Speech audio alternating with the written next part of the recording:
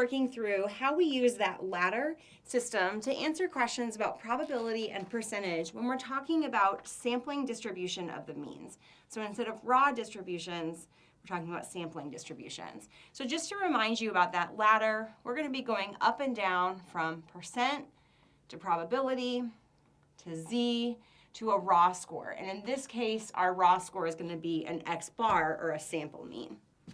So I'm going to work through the problems that you have access to on ELC about the Georgia football game. They should be noted that they're relevant for this particular video. So go find those and print them out or bring them to wherever you are while you're watching this video. So the basic setup of the problem is that between 2007, an average of 81,935 people attended each Georgia football game. So that is actually going to be our population mean. 81,935. So per game, there was an average of 81,935 people attending. The standard deviation between each game was 17,868. So on average, each game was different from the mean by 17,868 people in attendance. So I'm going to work through 3 problems and then leave you on your own to work through the 4th. Each of these problems is going to involve going up and down the ladder. Think carefully about where you're starting and where you need to end. The first question says, what was the probability that one of these games was in 10% of the most attended games? What was the probability that one of these games was in the 10% of the most attended games? The first thing I drew a curve, because that's what you should do on every single problem. No matter whether it's on paper or electronic, draw a curve to orient yourself to what the problem is asking. The second thing I'm going to do is shade in the region on the curve that the question is asking about. What is the probability that one of these games was in the 10% of the most attended games? So this right here is going to be my top 10%. So I'm orienting myself to what the question is asking. Next, I need to think about which ladder I should use. Should I use this ladder, the sampling distribution ladder, or should I use the old ladder, the one that just has X down here? I'm going to read the question again. What was the probability that one of these games was in the 10% of the most attended games? Here I'm talking about a single game. So even though you now know about this ladder, this question is not asking about a sample mean or a group of games. It's asking about a single game. So I'm actually going to use our old ladder for this question. But it's a little bit of a trick question because the last thing I need to do after I've drawn my curve, identified my region, and decided on my ladder, the last thing I need to do is identify where I'm starting and where I'm ending. This question says, what was the probability that one of these games was in 10% of the most attended games? So I am starting with 10% and I am going to probability. And of course, that's pretty easy. You don't even have to use the Z table to do that. The probability of being one of the games in the top 10% was 0.1. So that's question 1. Let's move on to question 2. Question 2 is, what was the probability that 80,000 people or more would attend a game?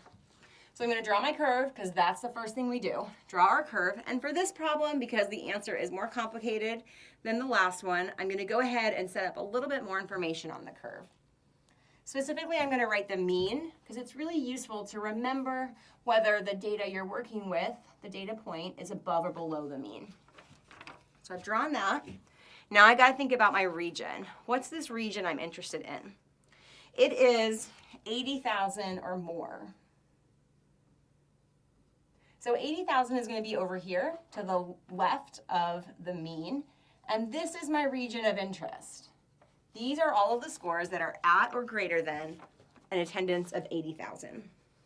So I've drawn my curve, marked my region of interest. Now I need to pay attention to which ladder I'm using.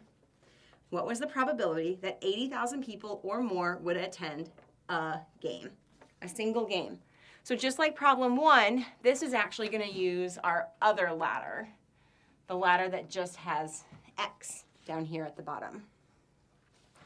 And so in order to find that probability, I'm going to work through the steps on the ladder. I'm starting here with 80,000. The first thing I need to do is find my z-score. So my z is going to be 80,000 minus 81,935 over 17,868. And that gives me a z-score of negative 0.11.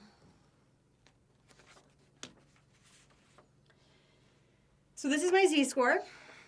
I'm here on the ladder. Now I need to find my probability. And you'll use that table, the z-table, in order to make that jump from z to p. And so what I would identify if I were working through this problem is that the probability associated with falling at or below a z-score of negative 0.11 equals 0.46. Now remember, that's at or below. So what that 0.46 is referring to is this unshaded region over here. I'm not interested in that unshaded region. I'm interested in my shaded region. So in order to get the probability of falling in my shaded region, I need to do 1 minus 0.46, which gives me 0.54. So the probability of falling at or above attendance of 80,000 or more is going to be 0.54. Okay, last problem, and this time we're actually going to use this ladder, I promise. So we are going to now consider each of these games in random samples of 10 games. So imagine I pull from all of these games, 10 of those games as a group. What is the probability that the average attendance at this group of 10 games would be less than 75,000? So now I'm going to be drawing my curve. My mean is still going to be 81,935, except this time it's a mu sub x bar because the raw score I'm working with is a sample mean, the mean of 10 different games attendances. And this time I'm interested in 75,000. What's the probability that the average attendance at a group of 10 games would be less than 75,000? So this time my region of interest is to the left of that marker. And this time I'm going to be using the ladder for the sampling distribution of the means. But we're going to do functionally the same thing. We're going to go from this time, our x bar of 75,000, to a z-score, and then we'll use that z-score to find a probability. Because this is the sampling distribution of the means, I need to use sigma sub x bar here instead of sigma. And remember, that's going to be equal to your standard deviation over the square root of n. So for us, that's 17,868 divided by the square root of 10.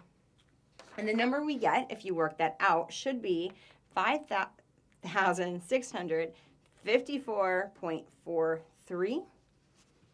And working all of that math out should give you a z-score of negative 1.23. Then I'm going to take that z-score to my probability table. And I should find out that the probability of falling at or below a z-score of negative 1.23 equals 0.11.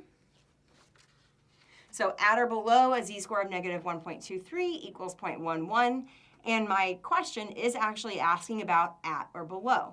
So I'm good to stop here. I don't need to do any other additional work.